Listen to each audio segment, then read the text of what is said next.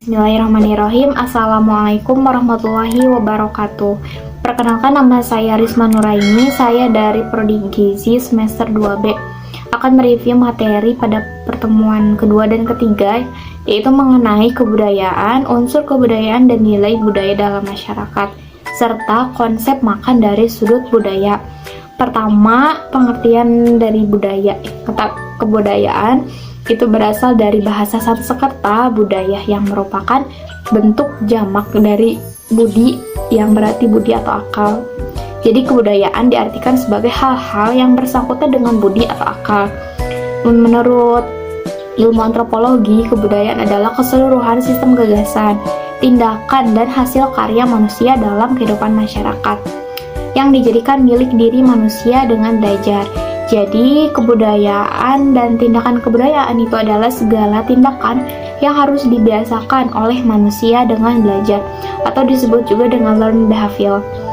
Yang selanjutnya ada 4 unsur pokok kebudayaan menurut Bronislaw Malinowski, yaitu yang pertama, sistem norma yang memungkinkan kerjasama antara para anggota masyarakat di dalam upaya menguasai alam sekelilingnya. Yang kedua, organisasi ekonomi. Terus yang ketiga, alat-alat dari lembaga atau petugas pendidikan. Jadi keluarga itu merupakan lembaga pendidikan yang utama. Dan yang keempat adalah organisasi kekuatan. Terus juga ada 7 unsur kebudayaan yang dianggap sebagai kultural universal, yaitu yang pertama, peralatan dan perlengkapan hidup manusia seperti pakaian, perumahan, alat-alat rumah tangga, senjata, alat-alat produksi, transportasi, dan lain-lain.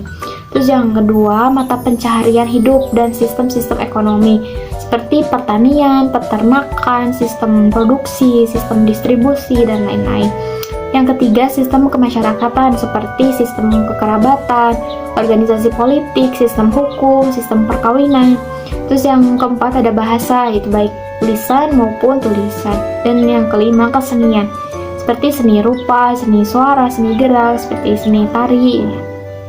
Terus juga ada sistem pengetahuan dan religi. Yang selanjutnya, sikap hakikat kebudayaan. Kebudayaannya terwujud dan tersalurkan lewat perilaku manusia. Kebudayaan telah ada terlebih dahulu, mendahului lahirnya suatu generasi tertentu, dan tidak akan mati dengan habisnya usia generasi yang bersangkutan. Kebudayaan itu diperlukan oleh manusia dan diwujudkan tingkah lakunya. Kebudayaan mencakup aturan-aturan yang berisikan kewajiban-kewajiban, tindakan-tindakan yang diterima dan ditolak, tindakan-tindakan yang dilarang, dan tindakan-tindakan yang diizinkan. Jadi, inti kebudayaan setiap masyarakat adalah sistem nilai yang dianut oleh masyarakat pendukung kebudayaan yang bersangkutan. Sistem nilai tersebut mencakup konsepsi-konsepsi abstrak tentang apa yang dianggap buruk sehingga harus dihindari, dan apa yang dianggap baik harus sehingga selalu dianuti. Dengan demikian dikenal pembedaan antara nilai-nilai yang positif dengan nilai-nilai yang negatif. Selanjutnya, nilai budaya. Menurut Koncaraningrat mengungkapkan nilai budaya itu merupakan nilai yang terdiri atas konsepsi-konsepsi yang hidup dalam alam pikiran sebagian besar warga masyarakat dalam hal yang mereka anggap mulia. Sistem nilai yang ada dalam suatu masyarakat menjadi orientasi dan rujukan dalam bertindak bagi mereka. Oleh karena itu, nilai budaya yang dimiliki seseorang itu mempengaruhinya dalam mengambil keputusan, cara-cara, alat-alat, tujuan-tujuan di perbuatan yang tersedia. Terus ada beberapa tujuan dari nilai budaya yang berdasarkan pada fungsi dalam kehidupan masyarakat. Di antaranya, pertama, sebagai salah satu pedoman bagi perilaku manusia di masyarakat, sebagai faktor pendorong munculnya pola pikir masyarakat, sebagai salah satu sumber tatanan cara berperilaku yang cukup penting, misalnya hukum adat dan kebiasaan, aturan mengenai sopan santun, dan lain sebagainya. Contoh-contoh nilai budaya dalam masyarakat itu misalkan selalu mengatakan permisi, terus seorang gadis di dalam duduk di depan pintu, tradisi bayi baru lahir itu diajarkan untuk mengucapkan salam, saling toleransi, mudik di hari raya Idul Fitri dan lain sebagainya. Contoh dari budaya dan fungsi dari kebudayaan ya, yang pertama itu dari pakaian, misalnya yang dulunya pakaian terbuka jadi sekarang jadi tertutup. Terus yang selanjutnya ada rumah atau tempat tinggal, misalkan rumah zaman dulu atau zaman purba itu kan zaman sekarang itu sudah tidak layak ya bagi zaman sekarang itu, yang mana zaman sekarang itu sudah modern.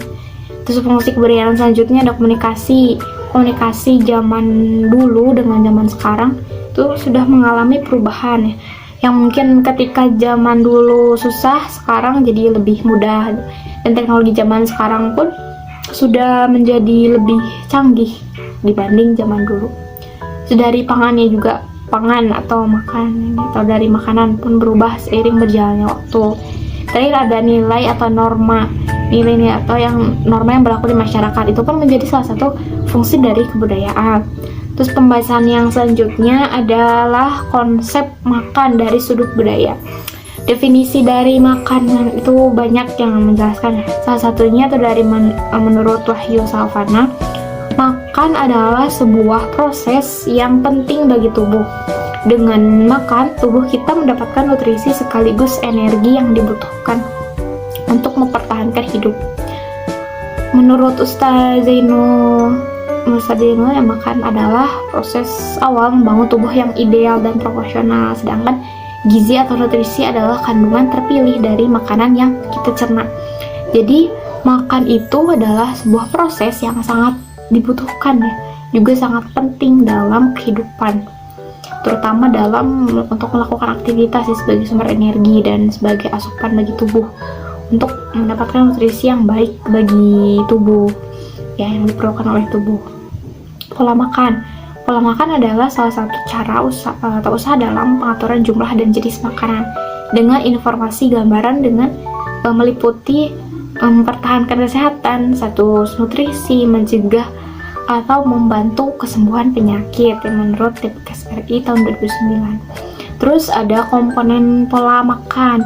Yang pertama dan jenis makan, frekuensi makan dan jumlah makan. Jenis makanan itu misalkan ada makanan pokok seperti lauk, hewani, nabati, dari sayuran dan buah yang dikonsumsi setiap hari.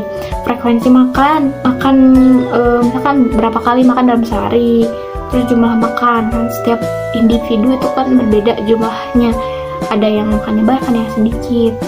Terus faktor yang mempengaruhi pola makan tuh ada dari faktor ekonomi, faktor sosial budaya, dan dari agama atau kepercayaannya masing-masing. Terus juga dari pendidikan, lingkungan, kebiasaan makannya. Untuk memenuhi kebutuhan nutrisi kita agar tubuh kita berfungsi dengan baik, kita harus mengatur pola makan. Ya, pola makannya seimbang.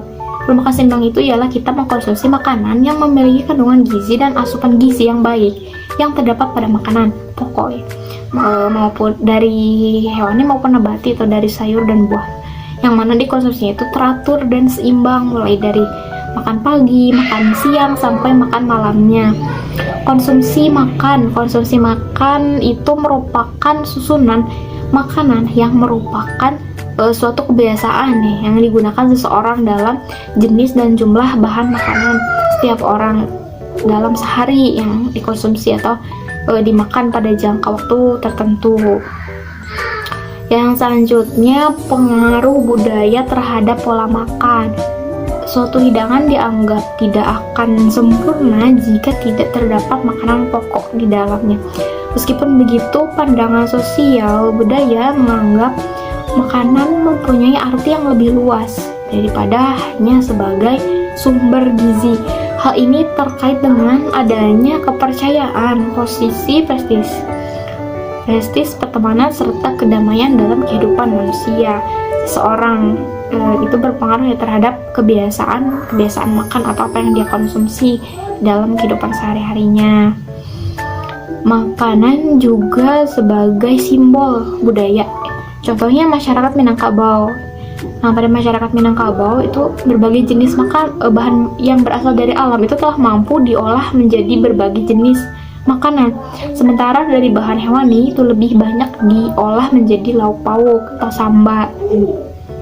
Perbedaan nilai budaya dalam makanan, seperti contohnya di Indonesia, biasanya orang Indonesia kalau makan di bawah itu biasanya mereka bersila ya. Tapi kalau di Arab Saudi biasanya mengangkat satu kaki ketika makan. Itu juga dari kesopanan atau nilai etika dalam makanan pun berbeda ya. Jadi belum tentu menurut kita sopan atau baik itu belum tentu di budaya orang lain menurut mereka belum tentu sopan. Terus ada makanan dan larangan, seperti di Bali makan sapi itu kan tidak diperbolehkan, dan mereka banyak mengkonsumsi babi karena dari budaya atau kepercayaan mereka. Sedangkan bagi orang Islam justru yang tidak boleh itu adalah makan babi. Terakhir, ada memahami kebudayaan etnik lain melalui makanan. Makanan merupakan kebutuhan pokok manusia. Setiap suku, bangsa, negara itu memiliki kebiasaan makan yang berbeda. Melalui makanan yang berbeda gitu antar etnik itu dapat terlihat bahwa kebudayaan antar etnik itu berbeda. Contohnya seperti di Papua, mereka biasanya makan sagu. Kalau orang Sunda kan biasanya lalapan.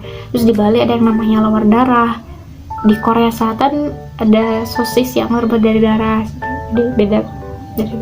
Sekian review materi perkuliahan pada pertemuan kedua dan ketiga. Mohon maaf bila banyak kesalahan dalam menyampaikan. Terima kasih. Wassalamualaikum warahmatullahi wabarakatuh.